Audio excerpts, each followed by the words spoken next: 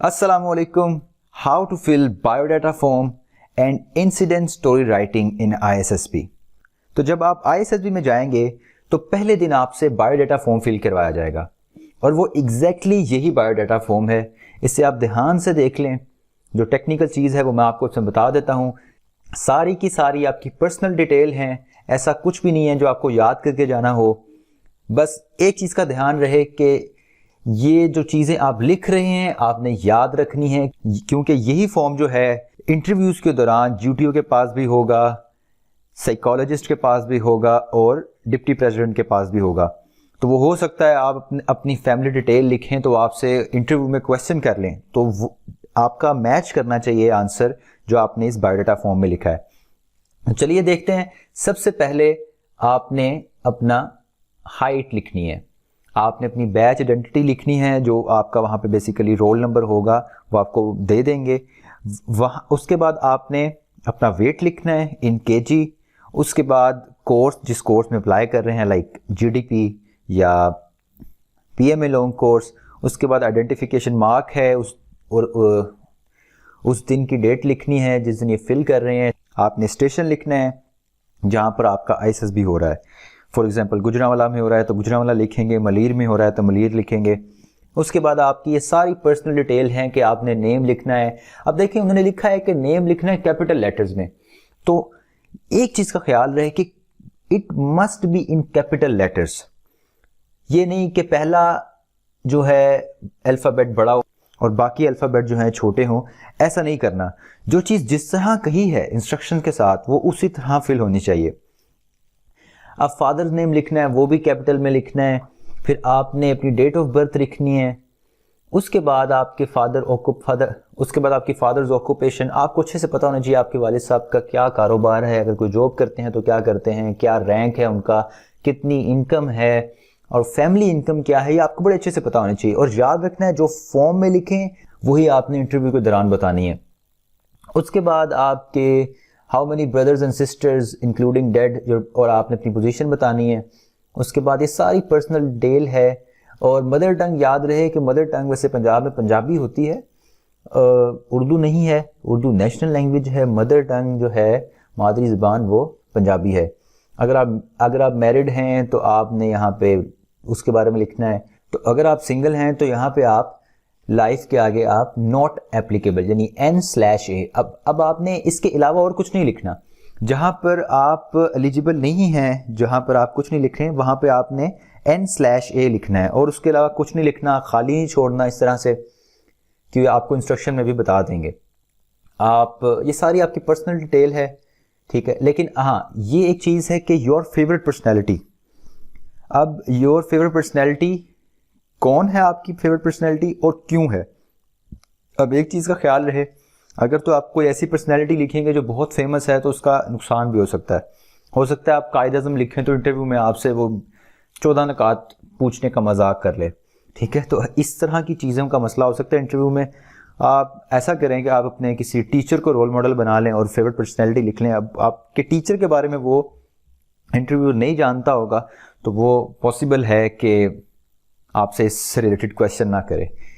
आप रीज़न बता सकते हैं कि क्यों पसंद है। उसके बाद है particulars of all previous appearances. अगर आप ISSB में पहले आ चुके हैं तो आप यहाँ पर वो लोग इस पार्ट को फिल करेंगे, लाइक आइडेंटिटी अपनी बताएंगे, पहले वाले जो कोर्स में उनका रोल नंबर था, अपना कोर्स बताएंगे, डेट बताएंगे, रिजल्ट क्या, कि रिकमेंड थे या नॉट रिकमेंड थे, और मेडिकल में क्या था स्टेटस, तो ये सारा यहाँ पर लिखेंगे। उसके बाद एजुकेशन है, आपने स्कूल, कॉलेज और यूनिवर्सिटी का नाम लिखना है। यहाँ पे ईयर्स बताने हैं कि किस साल से किस साल तक किया है, ठीक है। यहाँ पे आपने परसेंटेज या मार्क्स की सूरत में आपने लिखना है। अगर आपको कोई स्कॉलरशिप मिली है, कोई लैपटॉप मिला है, कोई स्कूल में आपको फी स्कॉलरशिप थी, तो आप यहाँ पे लिख सकते हैं। उसके बाद आपने ये सोशल एक्टिविटीज़ के खाने में आपने एक चीज़ का ख्याल रखना है कि ये जो सोशल एक्टिविटीज़ होती हैं अगर कोई करता है तो ये बड़ी ही अच्छी चीज़ है। कोई लिटरेरी फेस्टिवल, कोई डिबेटिंग, कोई ड्रामा सोसाइटी, कोई मैगजीन, कोई आप ब्लॉग लिखते हैं, कोई भी ऐसी एक्टिविटीज़ हैं अगर आप ये करते हैं तो ये बड़ा ही अच्छा इम्पैक्ट डालता है इंटरव्यूअर पर कि आप पढ़ाई से हट के भी कोई एक्टिविटी कर रहे हैं। मेरा मशवरा ये है लाजमी एक आध चीज़ लिखें।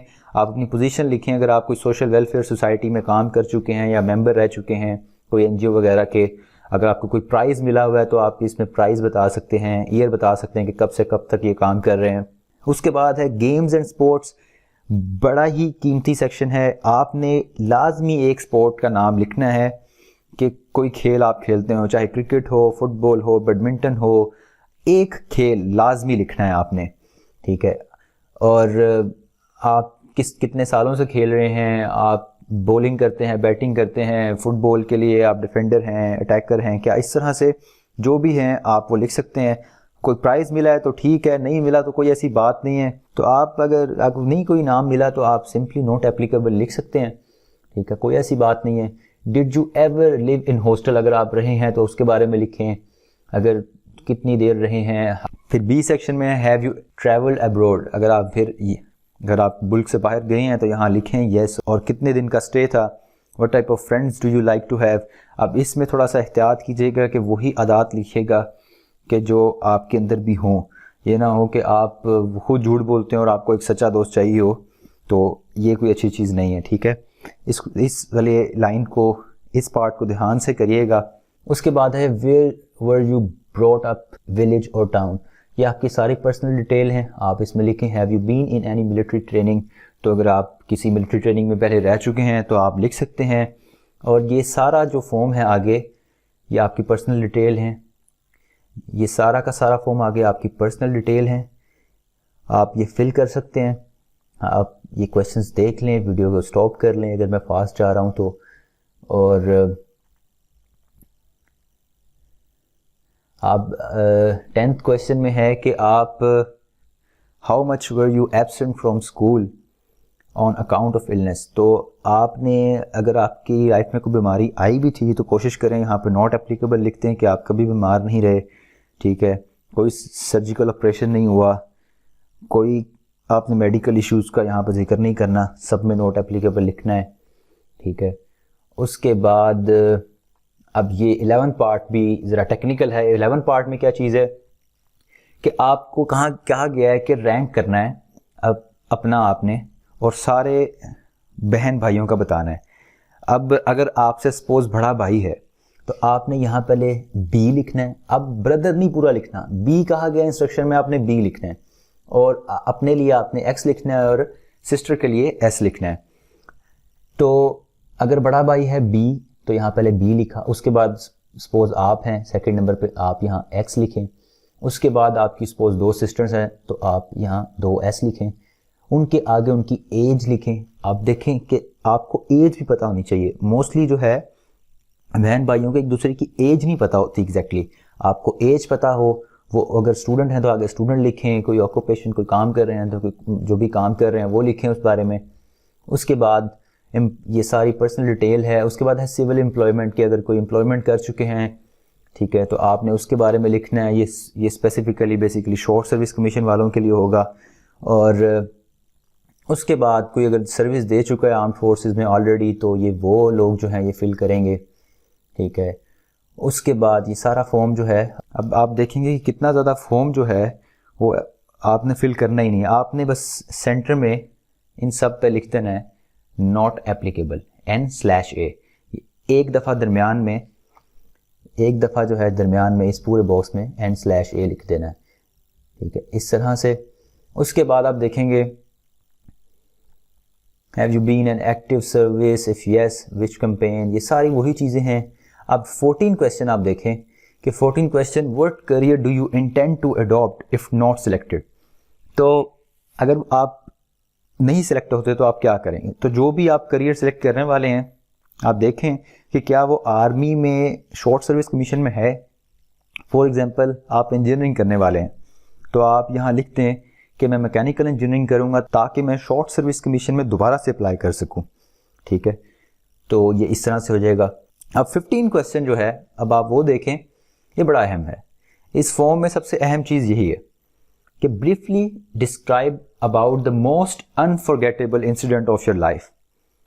अब जैसे ही आप सुनते हैं ना इंसिडेंट ऑफ माई लाइफ, तो ज़हन में आता है कि भाई वो ट्रक जो है गाड़ी वाले को मार गया, मेरे सामने 2 बंदों को किसी ने मारा, किसी का कत्ल हो गया, ठीक है, किसी का सर फट गया, किसी की टांग टूट गई, या मोहल्ले में लड़ाई हो गई, और ये वाली इंसिडेंट जो है ज़रा, क्योंकि हमारा इन्वायरमेंट ऐसा है, हमारी साइकोलॉजी ऐसी है कि हम नेगेटिव चीज़ों की तरफ जल्दी अट्रैक्ट होते हैं, हम गलत चीज़ें हमें ज़्यादा अच्छे से याद रहती हैं। तो यहाँ से आपने बचना है, ठीक है। अगर कोई अनफॉरगेटेबल इंसिडेंट है तो आप कोई ऐसी अचीवमेंट का लिखें जो आपको नहीं भूलती, कोई इनाम मिला हो, कोई आपने मेहनत की उसका सिला मिला हो, तो ये अनफॉरगेटेबल इंसिडेंट, इस तरह से मोल्ड करना है पॉजिटिविटी की तरफ। अब ये जो 15 क्वेश्चन आप देख रहे हैं ये डिफरेंट तरीक़ों से आ सकता है। अनफॉरगेटेबल इंसिडेंट, आपकी हाईएस्ट अचीवमेंट क्या है, आपका happiest moment of your life क्या है, your dream of your life, ठीक है। तो इस तरह की डिफरेंट तरह से आ सकते हैं, लेकिन स्टोरी तकरीबन सब में एक तरह की लग रही होती है मोस्ट केसेस में, ठीक है। डिफरेंट हो सकती है, लेकिन आपने अपना क्या करना है, पॉजिटिविटी की तरफ लेके जाना स्टोरी को। अगर मैं अपने केस की बात करूं तो मुझे छोटे होते शौक था कि मैं किसी मुल्क की सैर करूं और मेरे पैसे भी ना लगें।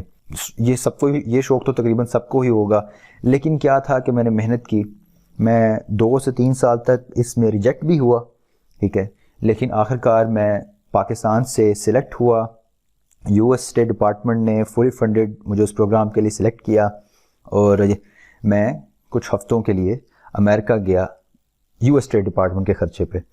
तो उस एज में मेरे लिए बड़ी अचीवमेंट थी कि उस वक्त पाकिस्तान से 30 लोग सेलेक्ट किए गए थे, जिसमें से मैं फुली फंडेड था, तो मेरे लिए बड़ी एजाज़ की बात थी। तो ये हाईएस्ट अचीवमेंट उस टाइम तक ये थी।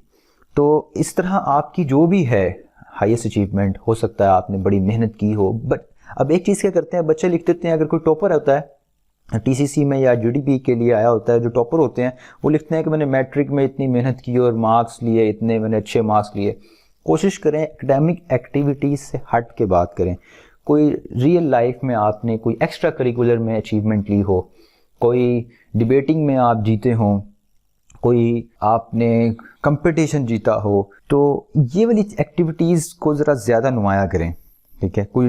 कोई दूसरी एक्टिविटी जहाँ पे आपने नुमाया कारकर्दगी की है। हाँ, अगर आप यूनिवर्सिटी में गोल्ड मेडलिस्ट रहे हैं तो आप लिख सकते हैं, लेकिन मैट्रिक एफएससी वाले जब अपने मार्क्स को लिखते हैं तो थोड़ा सा ज़रा अजीब होता है। लेकिन खैर, अगर आप लिखना चाहें you are free to write, मैं उसमें आपको इंटरप्ट नहीं करूँगा।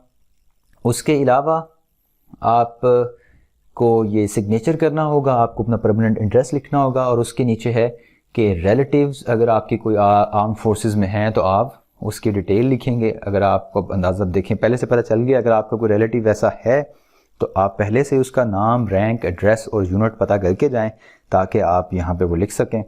शायद हो सकता है आपको कोई फ़ायदा हो जाए, शायद, ठीक है। तो ये था फॉर्म